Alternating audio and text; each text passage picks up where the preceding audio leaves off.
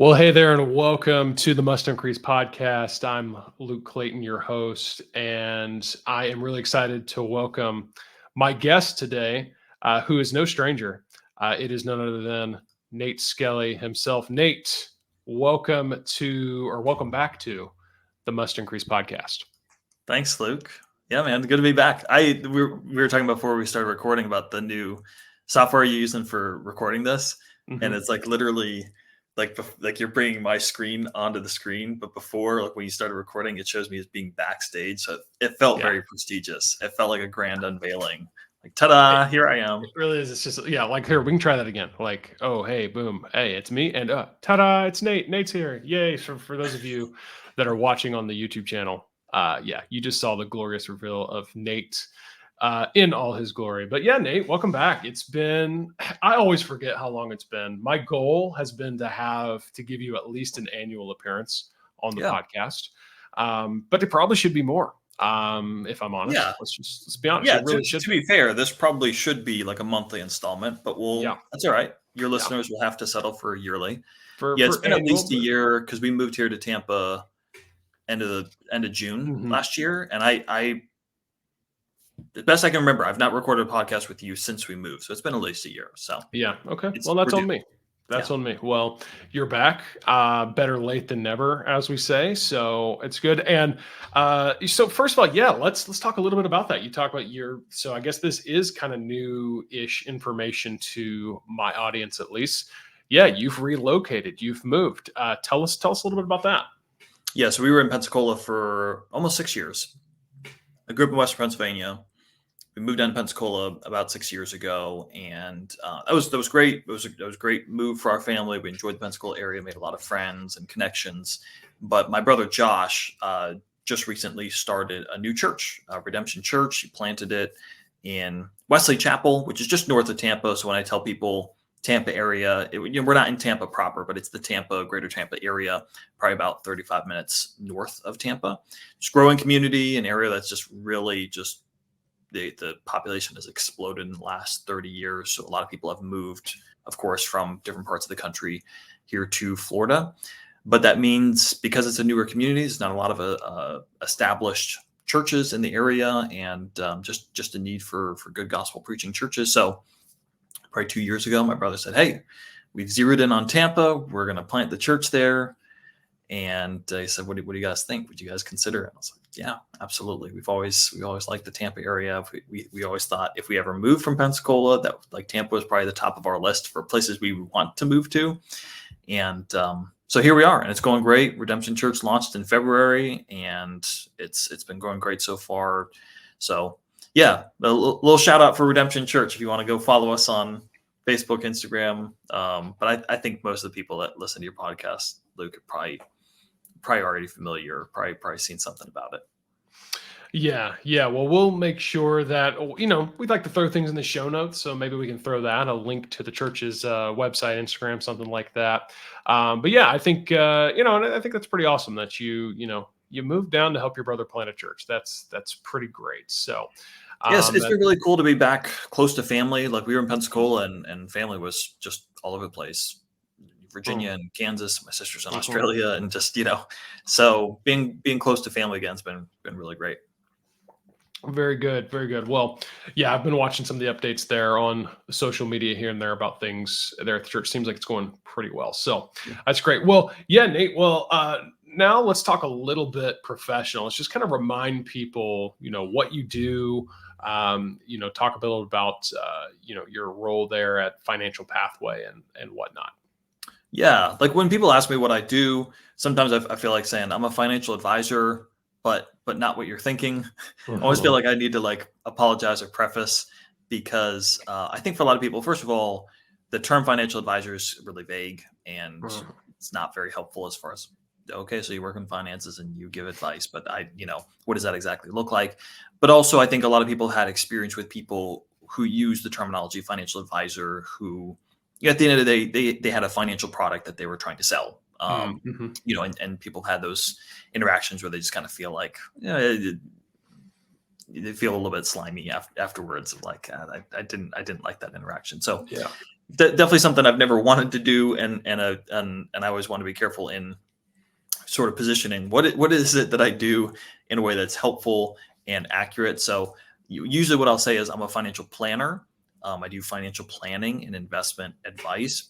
And really what that means is I work with people one-on-one to talk about what their financial goals are, creating a roadmap with specific recommendations for how to retire successfully, make sure that they have proper insurance coverages in place, that they're investing their money efficiently, that they're minimizing their tax bill. I don't sell financial products. Clients pay me directly for the advice that I give them. So that's the 9 to 5. But the great thing about that is it's opened up avenues for me to be able to do financial education and do financial content in a variety of ways through the podcast, doing sessions in person for churches, and doing stuff like this. Like I've been on your podcast several times just to talk about different topics, financial and otherwise, that I think intersect with the most important aspects of our lives. And that's, at the end of the day, that's what I really love to do, because I'm a teacher at heart. Yeah, yeah.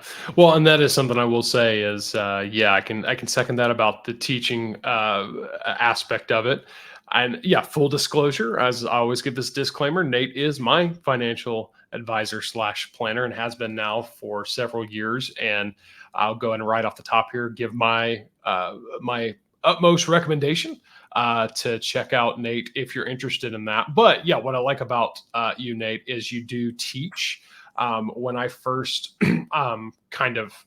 when I first started talking with you about the idea of retirement and financial planning, honestly, I didn't know a lot. I thought, retirement is something you do when you get old, not old, when you get too old to work anymore.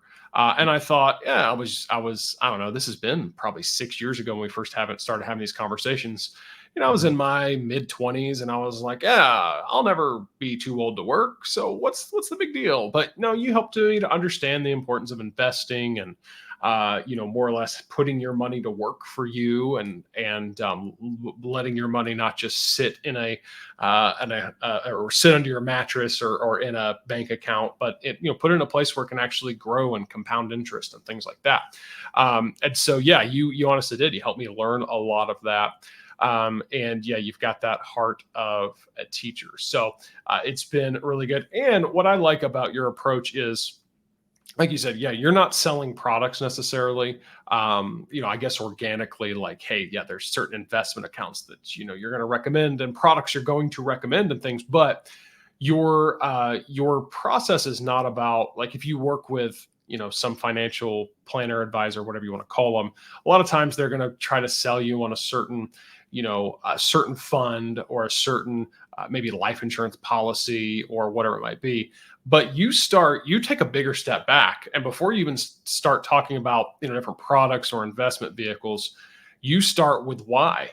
And you like to have this conversation about why or what and why your purpose for your money, more or less, and something that you have called, I believe, your financial why statement. And so I want to dive into that a little bit here in this episode, is talking just what is that. So yeah, I'm kind of trying to explain what I need to let you explain. Let's talk about that financial why statement.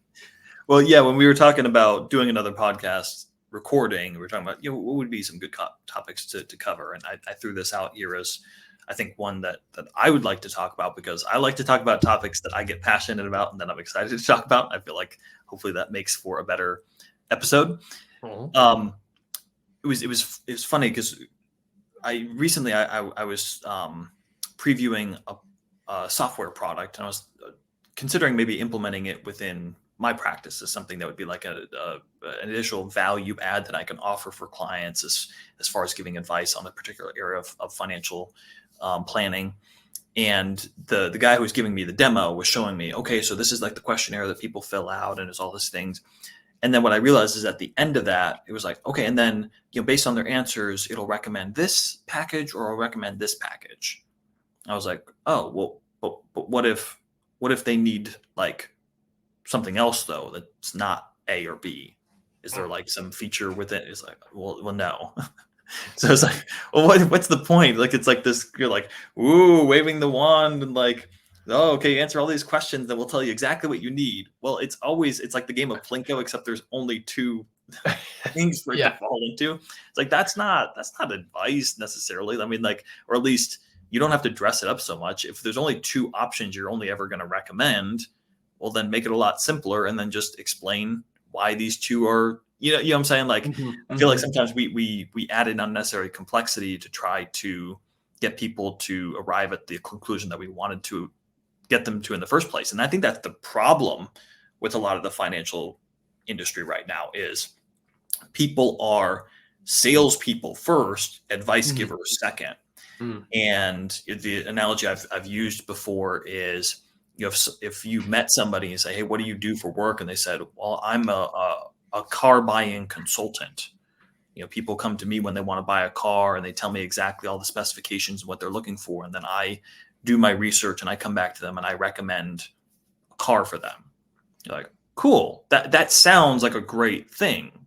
Like, Mhm. car buying experience can be so complicated and so stressful. Wouldn't it be nice if somebody can kind of hold my hand through that product or through that process? Well, what if every single time though you talk to this car buying consultant, he always came back to you with, "I recommend that you would buy a Ford such and such." You'd be like, "Well, wait a second. Why do you always recommend Fords?" "Well, I'm a car buying consultant for Ford." "Oh, okay." So you're just a car salesman for the Yeah, Ford dealership. You're not, you know what I'm saying? And yeah. that's kind of what's happening with the title financial advisor. Like, people have in their bag, here are the things that I have to sell. So therefore, every conversation I'm having with people, it's only ever going to arrive at what I've got in the bag to sell them.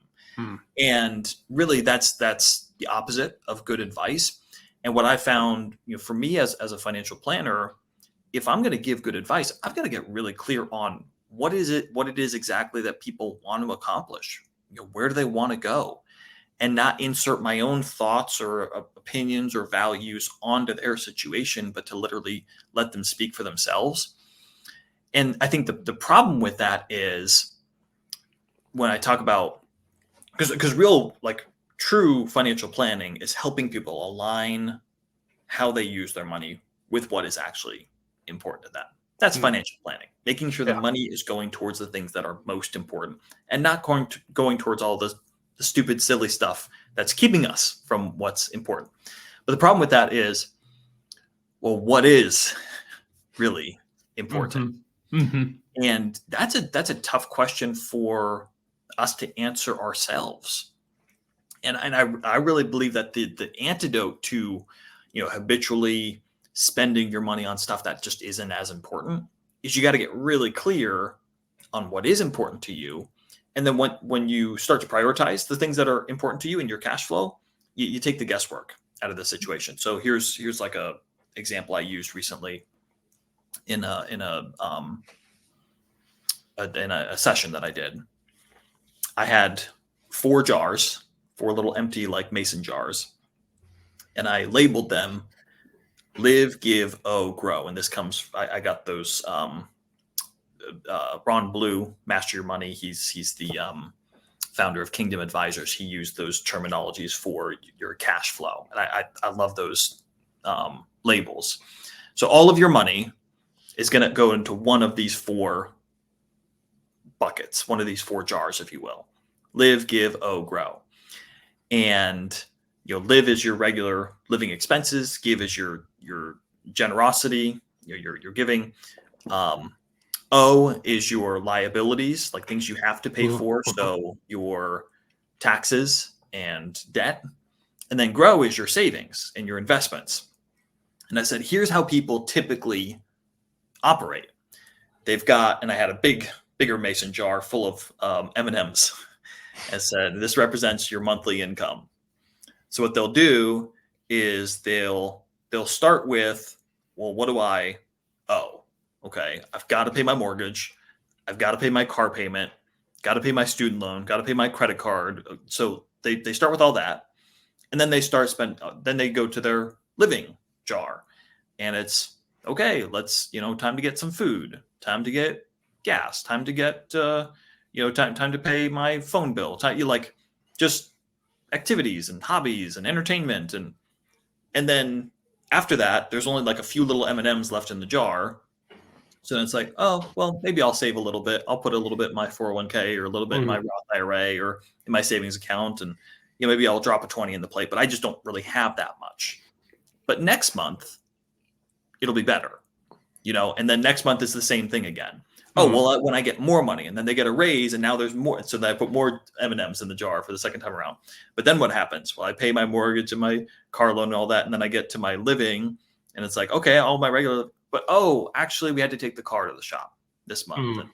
oh, next month the kids, they're in sports and I had to pay the sports dues. And like, and if you just go in that order, there's hardly ever going to be anything left for live or for give and for grow.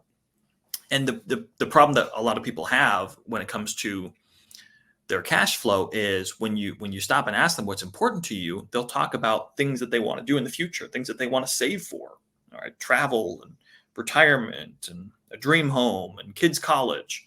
And they'll talk about, I want to be generous and I want to leave a legacy and I want to leave an inheritance to my kids. And like they'll talk about all these things, but it's the last thing that they prioritize in their cash flow. And so what I showed is we got to flip that around. You got to put your give and grow first. Mhm. Okay, I'm going to give this percentage. I'm going to give this much each month, and then I'm going to save. I'm going to, I'm going to do 10% from my paycheck into my 401k. I'm going to set up an automatic transfer into my Roth IRA each month or into my savings account each month, and then and then live. And there's always going to be money left over for live. There always is. There's always going to be money left over for the things that we need to, but it's all about prioritizing the right order. So the thing that I wanted to get into today with you, Luke, that was all a big long setup, is there's some really deep questions, like thought-provoking questions that I like to ask in my first conversations with people to really get down to that core of what is important to you. How do I get clarity about my values? So there's something called the Kinder method. This is not, I don't use this exclusively. There's several different questions that I like to use, but the Kinder method in particular is one that I felt would be an interesting topic of conversation. And it's 3 questions. It's named for George Kinder, who's the one who developed these, but they're thought-provoking questions that help us to elicit and clarify why money is important to me, that financial why statement. And I sent do you have those, Luke? I think I Yep. sent those over to you as Yeah, well. I've got them. You'd send them over to me here. Yeah, so 3 questions. Walk through it. Now, before we dive into it, I had a Yeah. thought. So, and actually, this is kind of. I probably should save this for off the mic, but just a random question for you. But it kind of relates. Have you ever heard of the book Profit First? Profit First.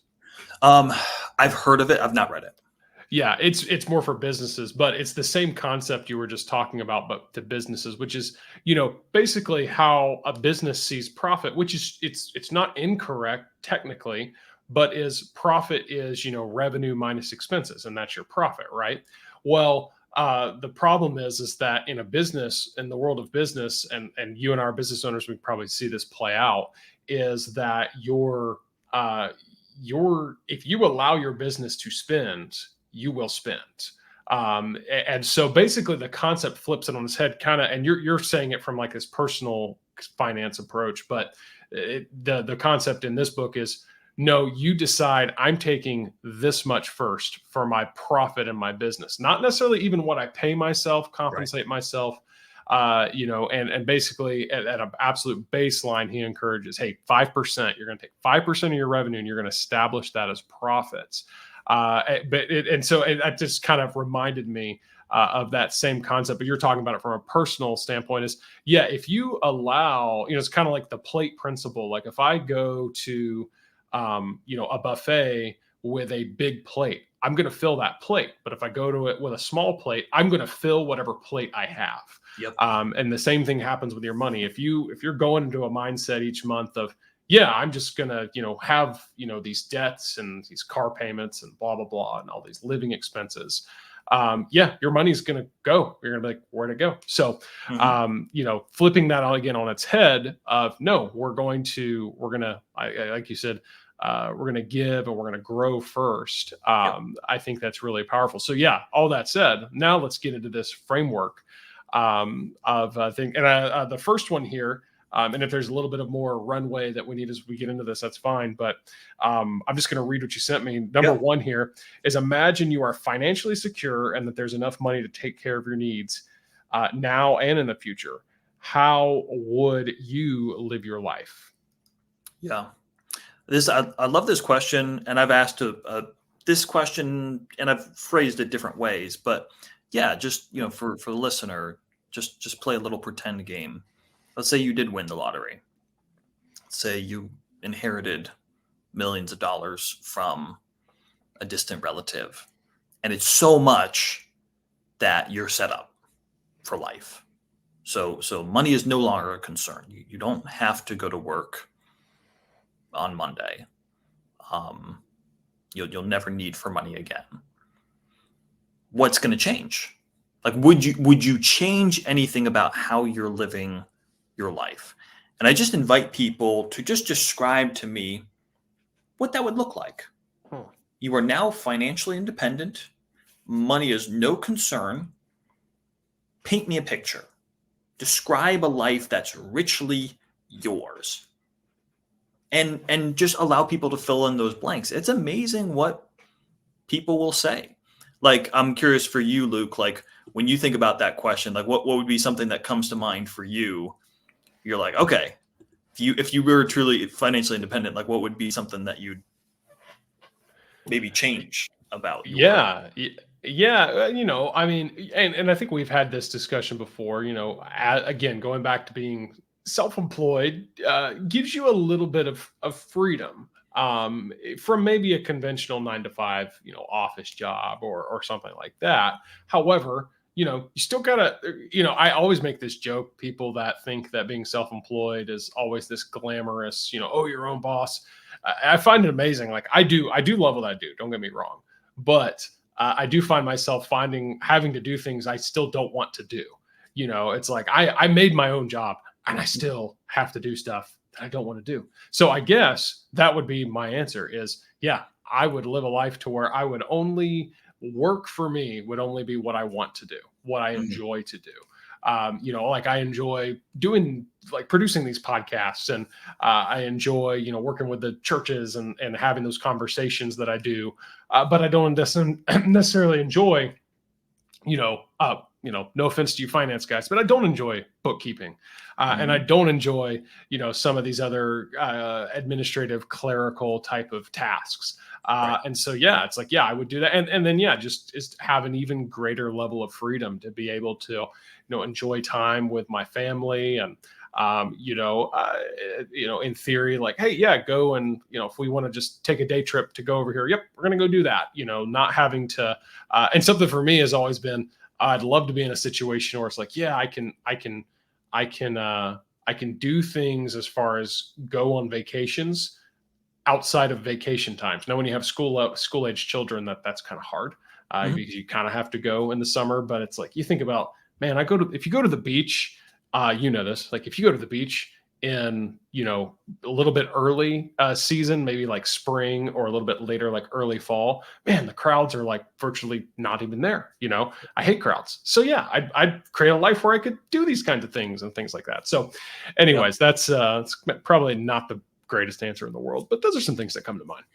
No, so we're getting at we're getting at the core of what's really going on, right? Like what is it that we really want in life? And so people can fill in that blank with all kinds of things. They say, oh yeah, I mean, if I was financially independent, maybe I'd go fishing more, I'd go golfing more, I'd take more hikes, I'd volunteer at my kids' school, I'd do whatever that might be.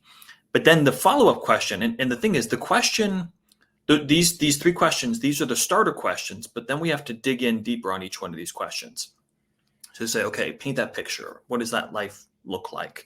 What would change? And so people start throwing things out. Oh, I would do this. I'd spend more time with family. I wouldn't work as much. Then the follow-up question is, so what's keeping you from doing those things now? And usually the response is, well, got to work, right? Oh, Got to pay the bills.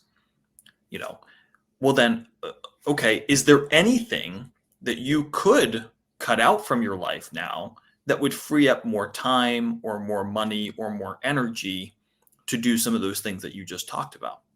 Oh, okay. Well, maybe the reason that we're working so much is that we're getting overtime because we've taken on a second car payment, or because we take these really lavish vacations every year, but really mom and dad don't even really care so much for the big vacations. They would be fine with doing something a lot more scaled back, or right. It's going to be different for each person, but what we're getting at is, okay, we're freeing ourselves up. We're freeing our mind to imagine and not be encumbered by the things that we allow cloud our headspace. And we're saying, if we could, if we gave ourselves permission, what would our life look like? And then what I'm doing is I'm inviting people just by simply asking the question, okay, so what's keeping you?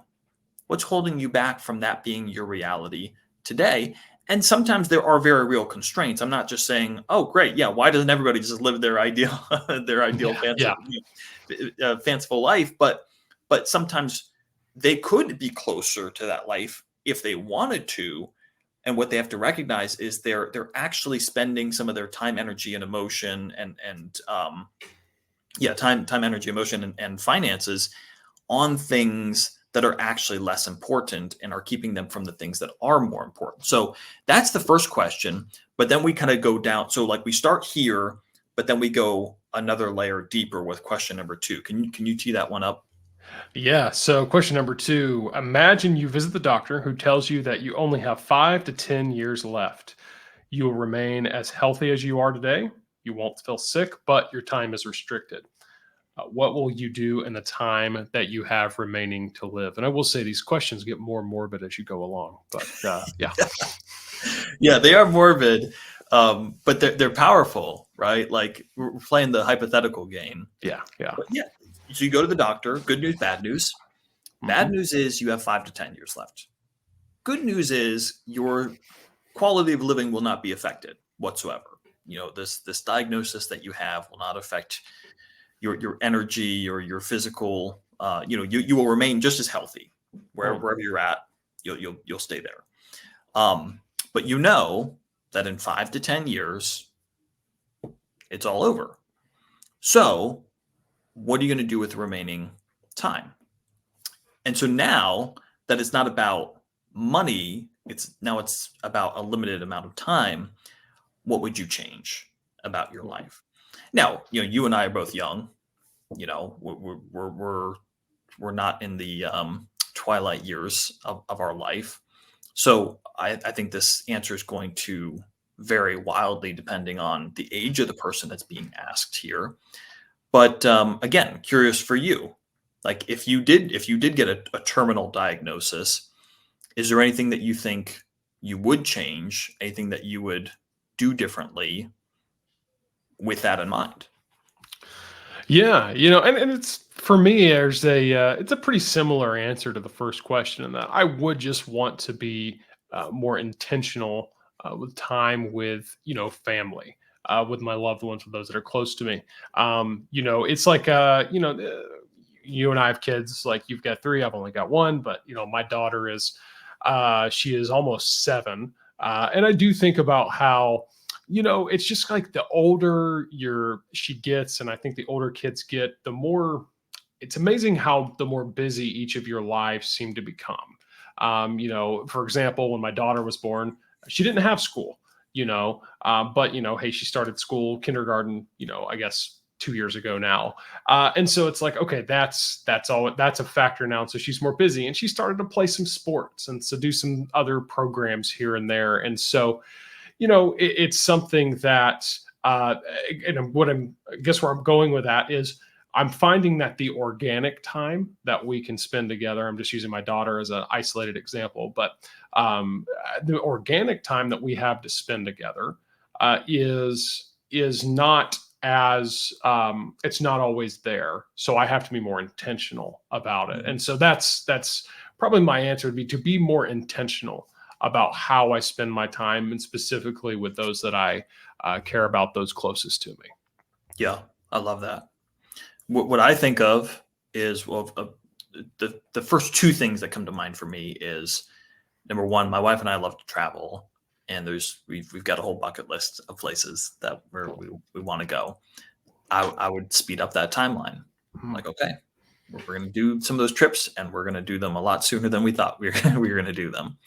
And then my second thought is, for my kids, if I'm not going to live to see my youngest, or maybe even any of them, if it's 5 years, see any of them graduate from high school, well, I've got a pretty short window to pass on the lessons and values that I want them to know, to set them up for their life, right? So I would be, to use your word, a lot more intentional about not just spending time with them, but trying to instill and teach and just help to guide them in their really formative years.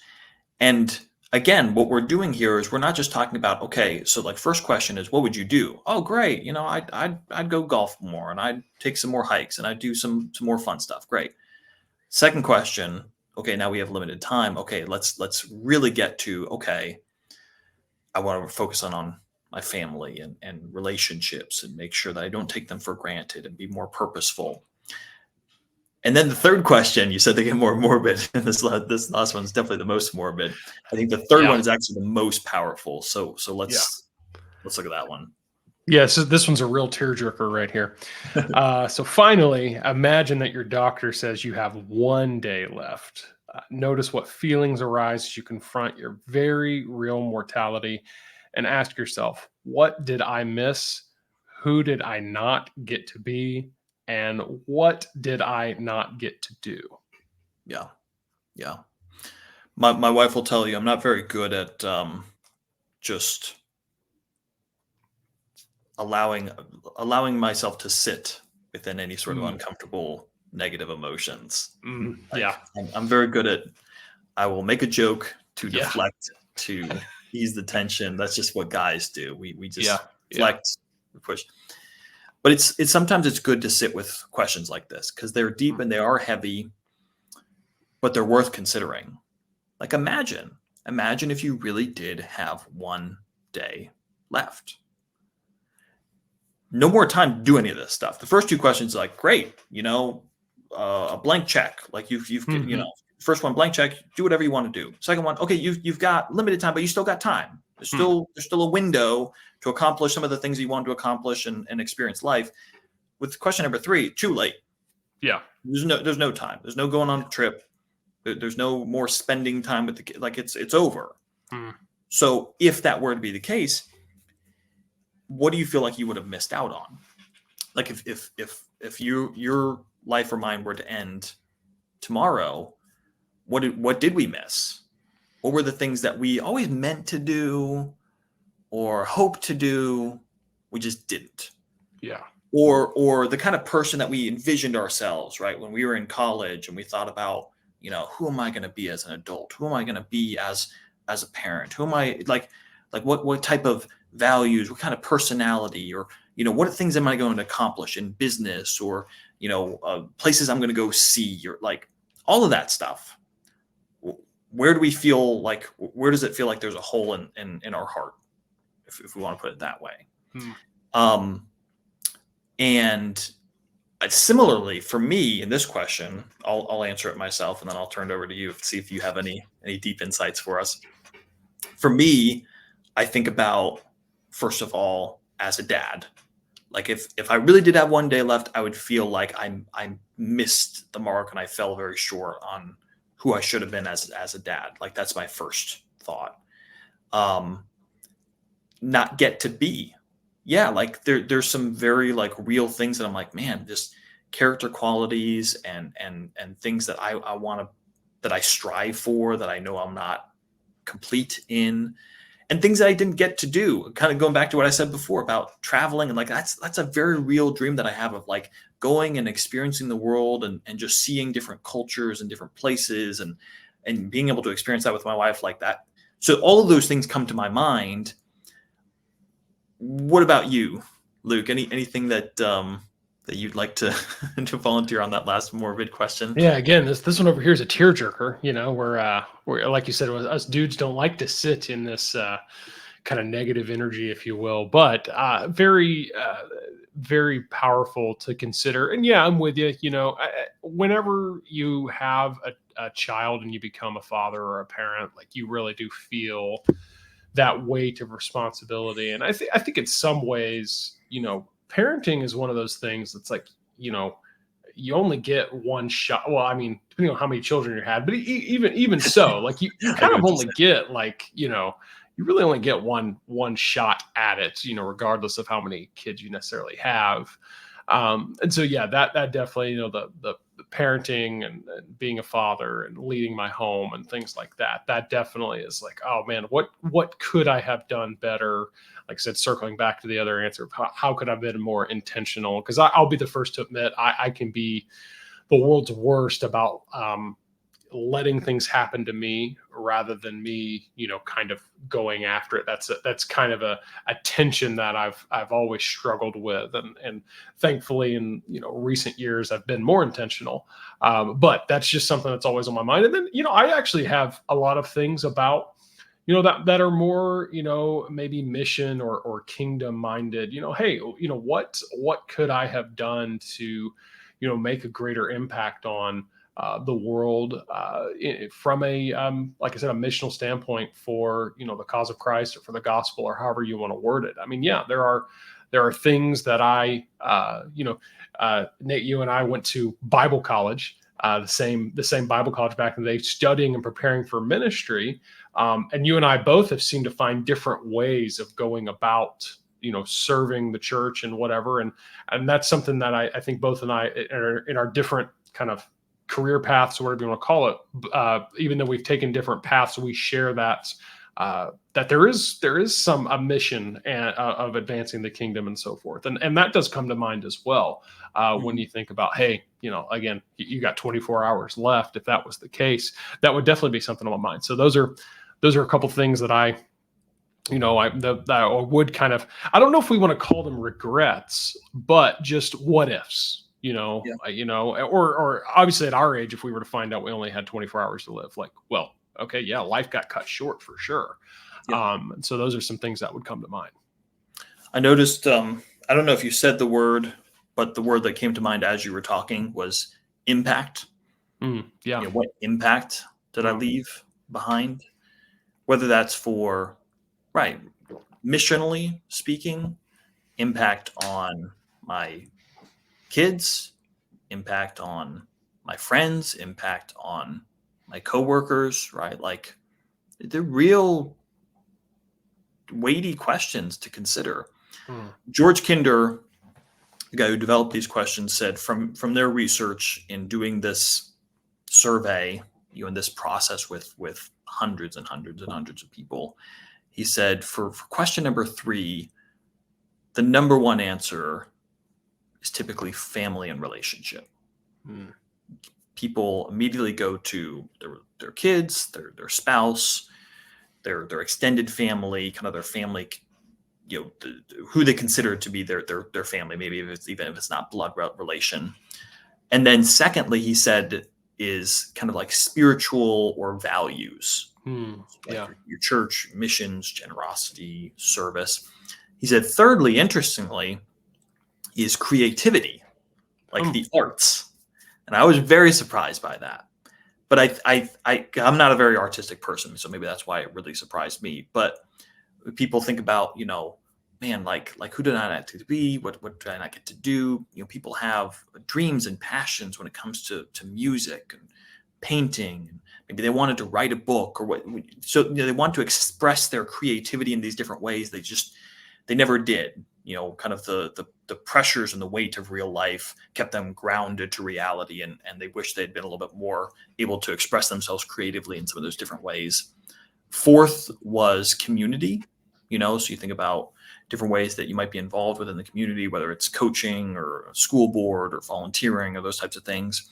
And then fifth was like he labeled it environment, but I think it's just more or less like appreciation for nature. Whether mm, it's hiking or surfing or gardening or whatever you like to do. And I felt like, yeah, that all of those things are really powerful and it's different for each person. So kind of back to what the point of this conversation was, which is like that financial why statement. So I've shared this on my podcast before. I've shared it with you, Luke. My financial why statement is to have a flexible schedule, to travel with my family, and to be generous with my time and money. That's why money is important to me. And I've arrived at that statement through a lot of careful consideration of these questions. Flexibility is really important to me. Being a business owner, being an entrepreneur gives me a lot of options. It's a lot of work. It's a lot more risk. It's a lot more responsibility, but it provides a lot more options. And I love that. I wouldn't have it any other way. Traveling with my family, it's not just the travel and being able to go and just appreciate the world that we live in and nature and culture, but also to build really important memories and experiences with my family. I think that's a really, really key component of it. And then to be generous with my time and money. I want to put myself in a position where I can use my resources to help other people and to not feel like I'm having to hoard or be stingy, that I have an overabundance, that I can have that abundance mentality to say, wow, I've got so much extra, man. I can help out in this way, and I can spend time with this person, and I can give some advice or get on a phone call, and I can, will not write the check, but I can I can put in the credit card information. Yeah. But I can give and be generous when those opportunities arise. Here's the really beautiful thing about all of this. When you go through a process like this, whether it's Kinder Method, like Kinder Method is just one way. Like I said, there's different questions I'll ask. It's not always these questions, but similar type of questions. When you sit with these questions and you're honest with yourself and you allow yourself to really go several layers deep on why behind all of these, it helps you to define a set of values and goals based on what is actually most important to you. And then you get to use it as a filter in financial life. And this is where it gets really powerful, because we've got this tension inside of us where there's some things that we feel deep down that are really important to us, like our family, like generosity and living on mission, like being able to spend time in nature, like being able to be involved in our community. These are things that sit really deeply with us. But then we have this other like monkey brain side of us, very impulsive, and that's very driven by FOMO. Well, they got a new car. I want a new car.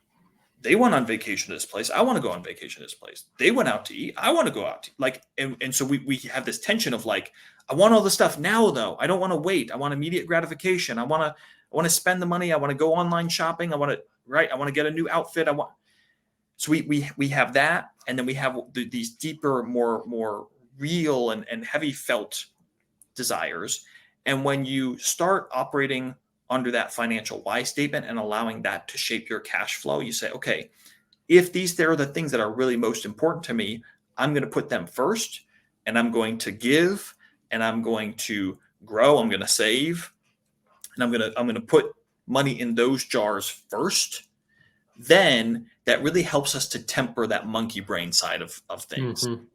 So it takes the guesswork out of it.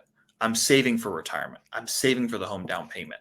I'm giving to my church. I'm giving to missions. I'm saving for that trip that I want to go on. I'm blocking out time in my schedule to be able to volunteer, to be able to get out in nature, to be able to do so when I guard those things and I prioritize them in my budget and in my calendar, then it keeps all that other stuff at bay and still allows us to indulge in guilt-free ways. For instance, I like, for me, saving and giving, those are automated things in my budget. I don't even have to think about it. It's a non-negotiable. But then what's great is I also have a budgeted amount for going out to eat or for entertainment, for activities, so that when we inevitably go and do those things, I'm not feeling like, oh, should I have been doing this? Was it okay for us to do this tonight? No, it is, because I've prioritized the most important stuff, and now this is something that I'm able to enjoy guilt-free. Yeah. Yeah, and a lot of it, as we've been talking about this, one of the words we've both used is this idea of just intentionality, Mhm. being intentional.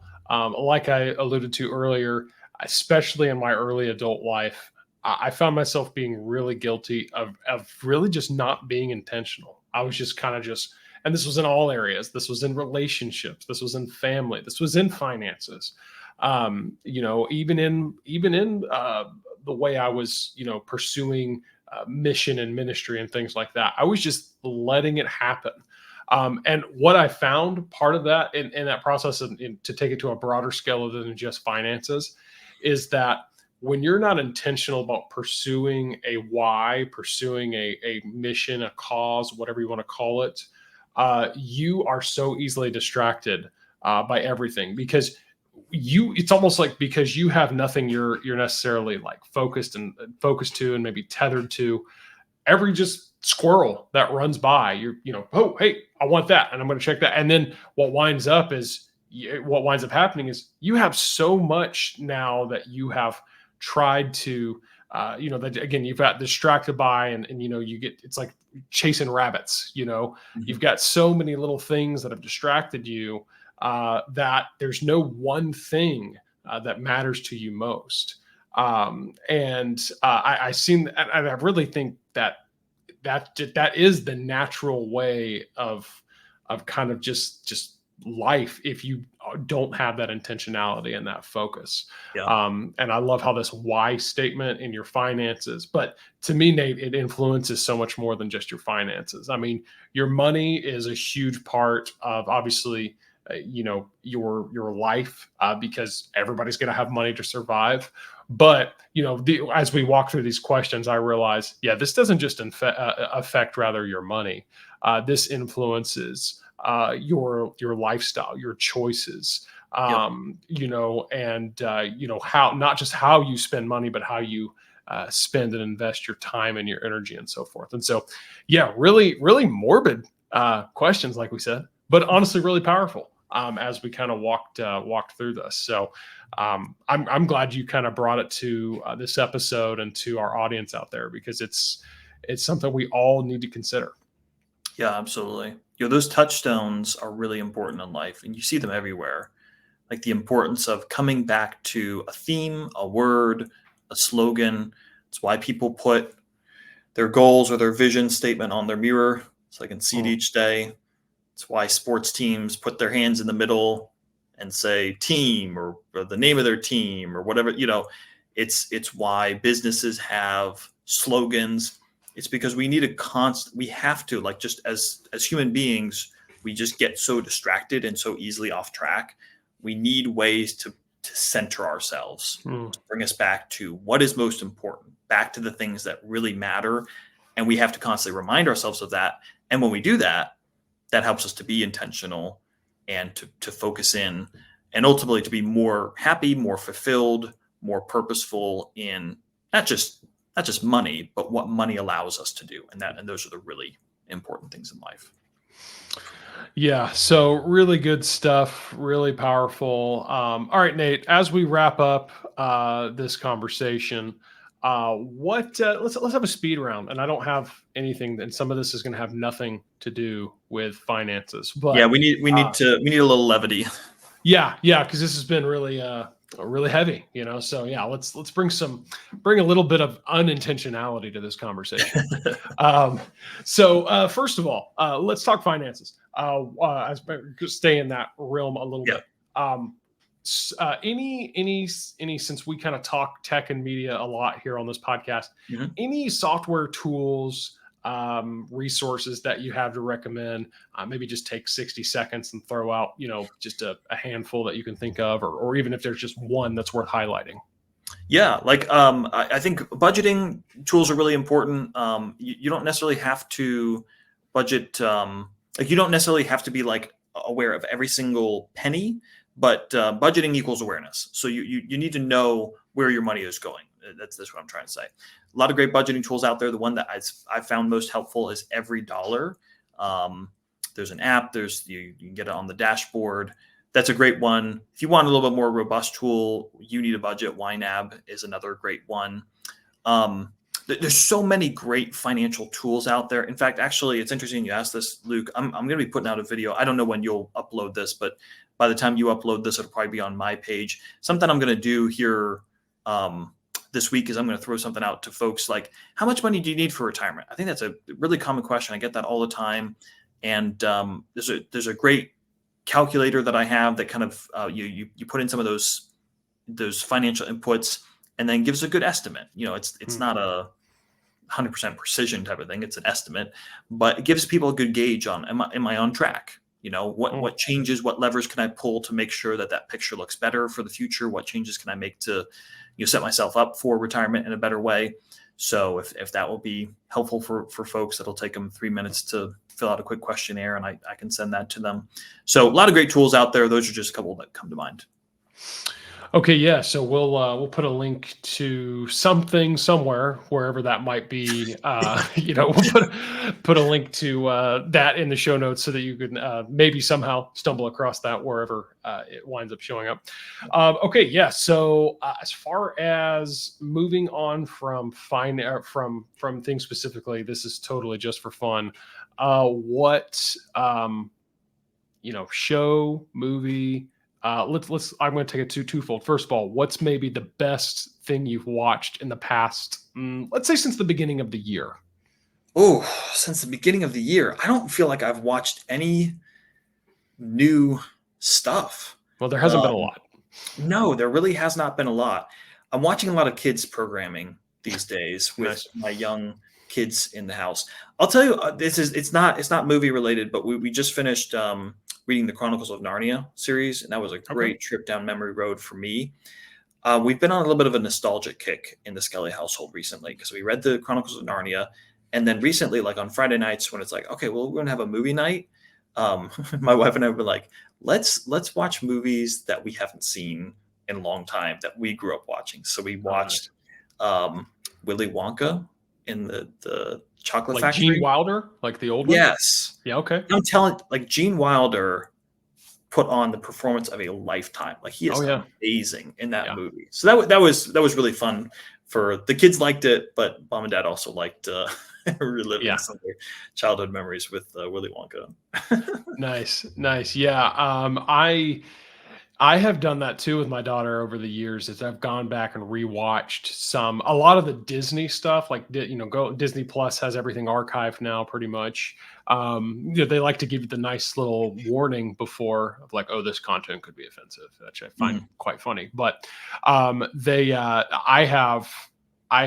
are some movies that I've watched. And I'm like, yeah, this is like all the old Pixar stuff, Like it's solid. Toy Story, Monsters Inc. Like, these ones are good. And even some of the old animated classics. We watched Aladdin the other night and things like that.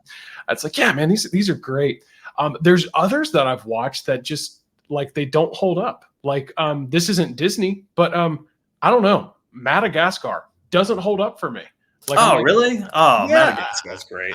I don't know. Like, it just didn't do it for me. Like the first time I saw it as a kid, I was like, this is awesome. For some reason, I was like, I don't know, it's not doing it for me. Like, maybe I was Julian. I don't know. Maybe I was in a bad mood. I don't know what it is. I did think of another one, Luke. And because I like I said, I haven't watched a lot of new stuff, but a show that I've really enjoyed here recently is the Welcome to Wrexham, which for those unfamiliar, so Wrexham is like a really, really old football club located in Wales. So not England, Wales. Is this the Ryan Reynolds club that he owns? So okay. Yeah. Ryan Reynolds and Rob McElhenney, which I'm not like big fans of them, like in particular, but it just the whole premise of the documentary is just fascinating to me because these guys who are like Hollywood celebrities, but they bought a football club in Wales. And it just kind of coincided perfectly for me because I've really started to get into soccer more in the last few years. Okay. Right. And English football, as they call it, soccer, is a tiered system. So in the US, it's like if you're a professional team, you're a professional team. But in English soccer, there's tiers. And so like the Premier League is the top tier. But if you're in the bottom three at the end of the year, you move down to Yeah. the next level, and then 3 teams from that second level move up. So Mm. there's always something at stake. So you can't just like in NBA and NFL, you have teams that just tank. They're like, we're just going to be terrible, and then we'll get the number 1 pick in the draft so we Yeah. can be better next year. But there's no such thing, because you have to stay competitive. You have to try to do your best, or else you're going to go down. So they bought this team that, their glory days are way behind them. They have a really rich history. They're like 150 years old, but they've been really terrible for a long time. And the city itself is a mining town. It's seen its better days. So it's just, it's kind of like the sad story of like, wow, it's such a rich history, but things are really depressing and things have just not gone their way. So their stadium, this guy that owned it was going to sell it. And it just kind of seemed like, wow, like they were doomed. They were in the 5th tier. So you have Premier League, boom, boom, boom, boom. They were down at 5th level. So they weren't even considered a fully professional. Like the top 4 levels are considered professional. So anyway, Rob McElhenney and Ryan Reynolds came in, bought the club, invested in it, turned it around. Now they just got promoted to the 3rd tier. Wow. And like in the space of 3 years. So it's a really, like, to me, it's a fascinating thing. Kind of going back to the question we were asking about before, like if you had money and money was no object, buying an English football club would be on the table for me. Like that sounds really amazing. It's just kind of maybe a little bit more of my nerdy mind of like, oh yeah, like running a football club just sounds fun to me. Yeah. But I've really enjoyed that. So welcome. No, okay. That's interesting. Yeah, I'd seen commercials for it, trailers for it, and things like that. But I kind of reminds me of like real life Ted Lasso a little bit.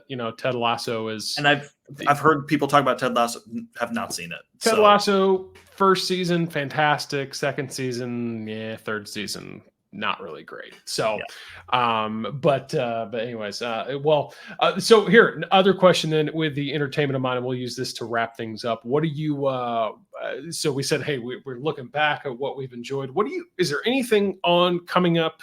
Like I said, new movies, new series, anything like that you're looking forward to? Yes. 2 things. It's a new Lord of the Rings movie that's in the works. Huge fan of the original trilogy with Peter Jackson. Hobbit was okay. Didn't really love The Hobbit. I have to say, for all the criticism that the Amazon series got, I enjoyed it. Wasn't like, oh my goodness, this is so good. Like it's like at the same tier as like the original trilogy. It's not, but it was good. I enjoyed it. I'll watch season 2. Just a few weeks ago, there was an announcement like Peter Jackson and Andy Serkis, who voices Gollum, they're working on a new Lord of the Rings movie. It won't be a remake. It'll be kind of like a story set within Middle Earth, kind of within. Yeah. And it's I think the title, the working title is Hunt for Gollum. So, which would be why Andy Serkis is very much involved in it. But if Peter Jackson were not involved, I would be very like, I don't know if I like that, but because he is running point on it, I am optimistic, and hopefully that will be a great installment in the Lord of the Rings saga.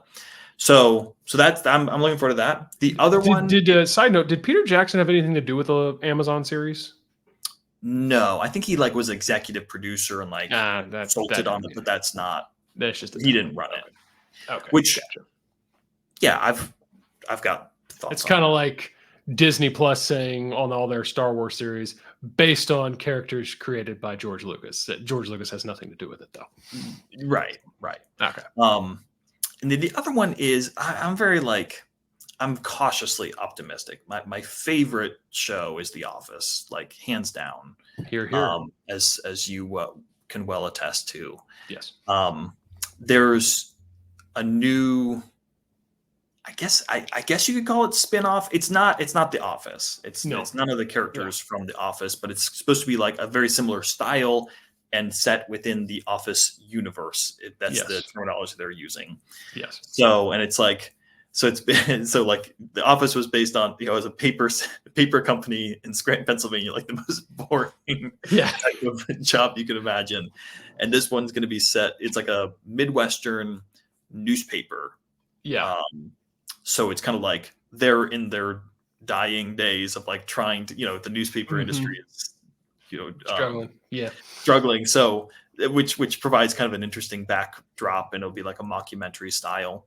The thing that kind of has me a little bit excited about it, it's the same Greg Daniels, showrunner for The Office, and the other guy who's working on him also has a lot of ties into The Office. So it's the same people basically who created The Office will be creating this show. Mm-hmm. The things that really make me, first of all, optimistic, but then also a little bit like optimistic. I would love the idea of like this being a little bit of a bridge for cameos for Office characters to kind of appear in this show, so we can kind of tie that in.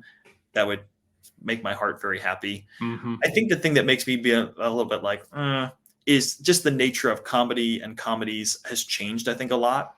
And in very real ways, The Office would never work as a comedy today. The Office would be canceled. I mean, there's really just no question about it. I mean, in terms of they're edgy, you know? Right. But like, it's so funny because The Office has had this incredible second life through streaming where a whole new generation has found the show and loves it.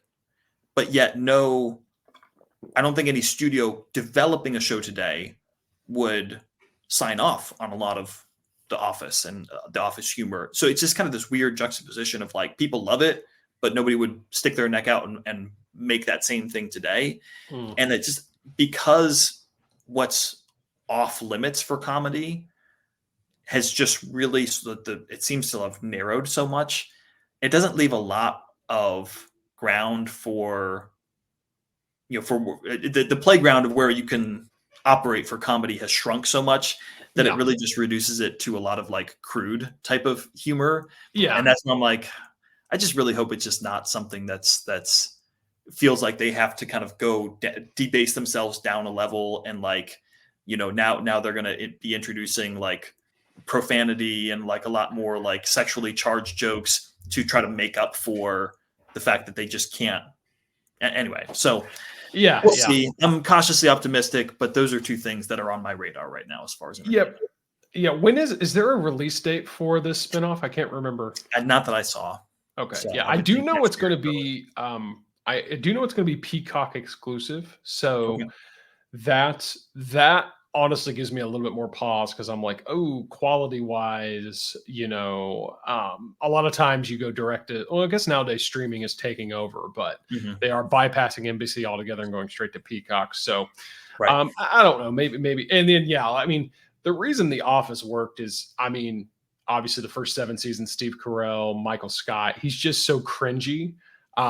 And because of the nature of his character, he says some really just off limits things, but it's his character. Like that's just the kind of guy he is. They're still able to thread that needle of making him a redemptive, like a lovable character. Like he has a redemptive nature to him that like no matter how bad he does, even Scott's tots and pouncing,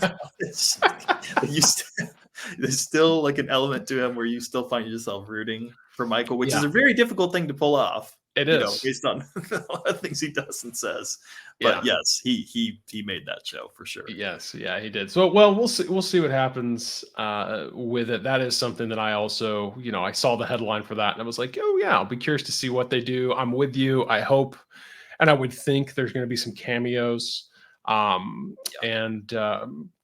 I'm like, literally I can like Steve Carell and John Krasinski are the only two actors from The Office that are actually staying busy. The rest of them, like, they don't do anything. Like, bring them all back. We need Dwight Schrute on a sales call to the newspaper company. Like that would be. We've got it. Yeah, that would make it all worth it. Yes. Exactly. So we'll see. We'll see what comes of it. So I'm looking forward to that one as well. Well, Nate, hey, it's been a good conversation. I want to thank you for taking the time to join us today. Again, your website, nateskelly.com, that hasn't changed, right? That's still there. And then where else can people connect with you other than your website? Is there any preferred social or what's best? Just Financial Pathway on Facebook and Financial Pathway. Actually, I think I renamed my YouTube channel just Nate Skelly, CFP. Okay. You can find me on YouTube there. Yep. Okay. Yeah. Gotcha. Well, again, we'll throw some links in the show notes to make sure people can get connected with you. But yeah, Nate, thanks for joining us.